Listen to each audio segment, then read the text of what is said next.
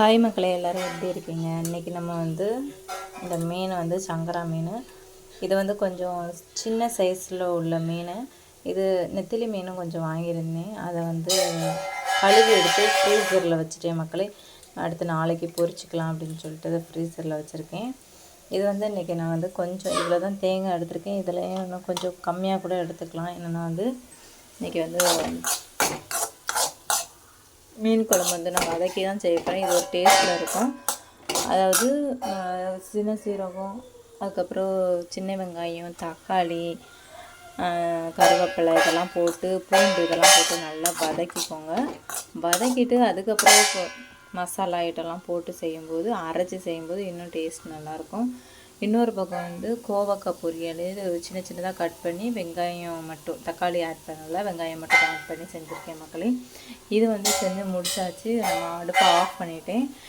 இது என்னென்னு பார்த்தீங்கன்னா, சாதம் நம்மளுக்கு வடிச்சாச்சு. சாதம் ரெடியாக இருக்குது.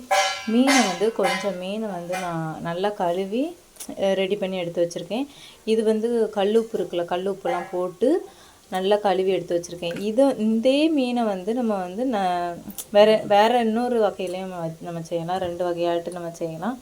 இப்போ நான் இது இந்த கொஞ்சம் கொல கொலன்னு இருக்குது. இது ஐஸ் மீன். இது இந்த மீன் ஐஸ் மீன். இது நல்லா வாங்கிட்டு உடனே செஞ்சிடணும். இது வந்தவங்ககிட்ட வாங்கலாம், அங்கேருந்து வாங்கிட்டு வந்ததுனால இது கொஞ்சம் கொல கொலன்னு இருக்குது. இது இன்னும் கொஞ்சம் நம்ம வச்சு செஞ்சோன்னா டேஸ்ட்டும் நல்லா இருக்காது, நம்மளுக்கு இன்னும் கொல கொலன்னு ஆயிரும்.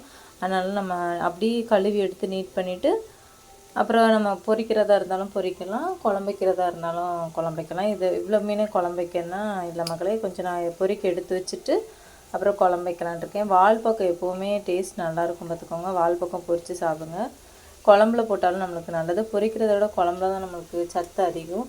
இருந்தாலும் நம்ம பொரிச்சும் சாப்பிடணும் இல்லையா? பொரிக்காமல் நம்ம குழம்பு மட்டும் வச்சு சாப்பிட்டா அவ்வளோவா நல்லா இருக்காது. பொரித்து சாப்பிட்டாலும் எல்லாருக்குமே ரொம்ப பிடிக்கும். எங்கள் வீட்லையுமே பொரிச்சாதான் எல்லாருக்குமே பிடிக்கும். அதனால் நான் கொஞ்சம் மீனை மட்டும், இந்த வால் பகுதி மட்டும் எடுத்து பொரிக்க எடுத்துக்கிறேன். எடுத்துகிட்டு மிச்சது எல்லாத்தையும் குழம்புக்கலாம். இது இந்த தக்காளி நல்லா வதங்கணும்.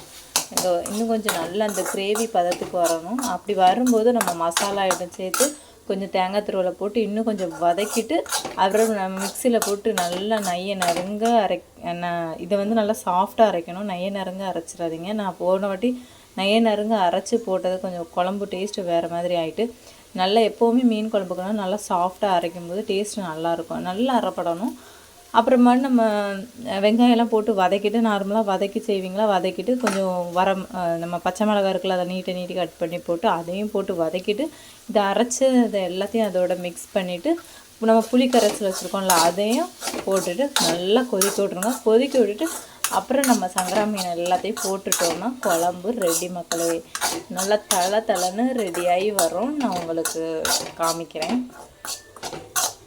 இப்போ நம்ம ஓரளவுக்கு நல்லா வதங்கணும். நான் ஒரு மூடி போட்டு மூடி வச்சிட்டேன். அப்போ தான் இன்னும் கொஞ்சம் நல்லா நம்ம தொக்கு பதத்துக்கு வரும். நம்மளுக்கு இந்த நேரம் நம்ம என்ன பண்ணுறோன்னா, ஓரளவுக்கு நம்மளுக்கு இந்த தொக்கு பதத்துக்கு இப்போ நான் இது குழம்பு, நிறைய பேர் குழம்பு மசாலாவை அரைச்சாட்டே வச்சுருப்பீங்க. நான் போன டைம் அரைச்சி வச்சதே இந்த டைம் தனித்தனியாகவே அரைச்சி எடுத்து வச்சுருக்கேன். வத்தல் தூள் நம்மளுக்கு தீரப்போகுது மக்களே.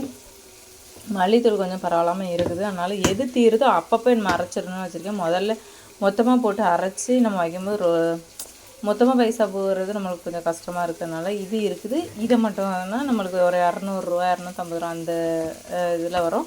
நல்லா வத்தலை காய வச்சுட்டு, இல்லைன்னா வறுத்து இது பண்ணிட்டாது நம்ம ரைஸ் மில்லில் கொண்டு அரைச்சி எடுத்துகிட்டு வந்துடலாம்.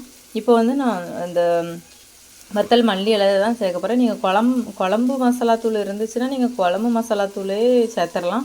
கஸ்தூரி மிளகாத்தூள் இருந்துச்சுன்னா அது கூட சேருங்க. அது சேர்க்கும் போது இன்னும் உங்களுக்கு அந்த கலர் நல்லாயிருக்கும், மீன் குழம்போட கலரு.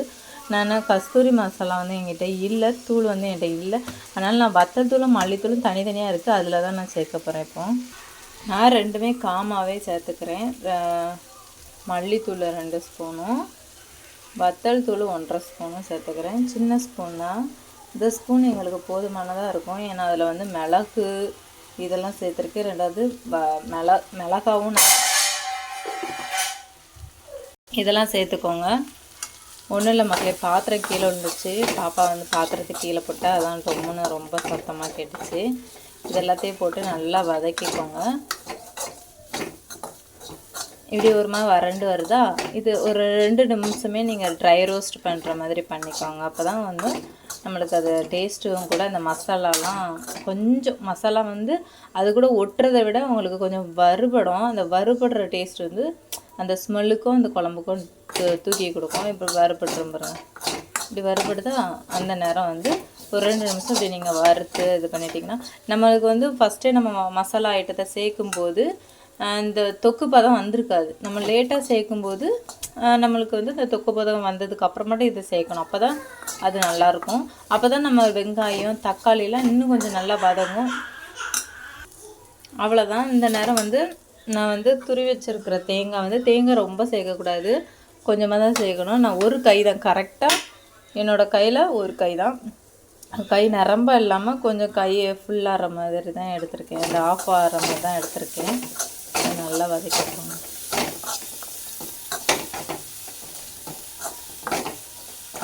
ஆடுது மக்களே, கொஞ்சம் நான் ஒரு கையில் கேமரா பிடிச்சதுனா டங்குன்னு ஆடுது. கொஞ்சம் லைட்டாக வதக்கினா போதும். இதுவும் ஒரு 2 நிமிஷம்.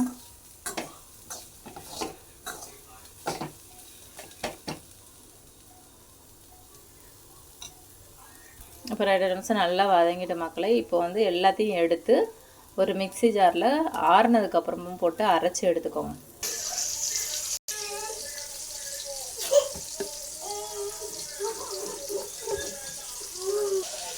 இப்போ வந்து குழம்பு வந்து ரெடி ஆகிட்டு மக்களே. மீன் மட்டும் தான் போடணும். அரைச்செல்லாம் எடுத்து ஊற்றியாச்சு.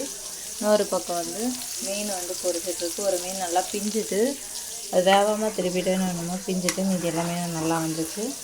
இப்போ வந்து ஒரு கொதி வரட்டும். கொதி வரும்போது மீனை நம்ம வந்து ஊற்றிக்கலாம். உப்பெல்லாம் நான் செக் பண்ணிட்டேன், நல்லா உப்பெல்லாம் கரெக்டாக இருக்குது. இப்போ மீனை போட்டுடலாம்.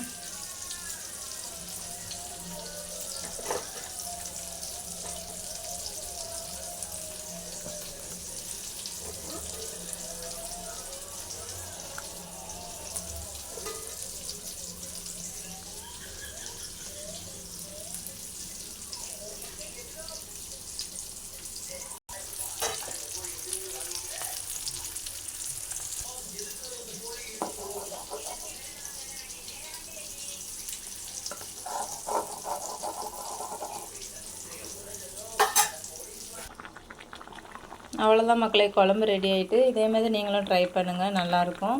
ஒருக்கா ட்ரை பண்ணிவிட்டு நீங்கள் எப்படி இருந்துச்சுன்னு கமெண்ட் பண்ணுங்கள். பாய்.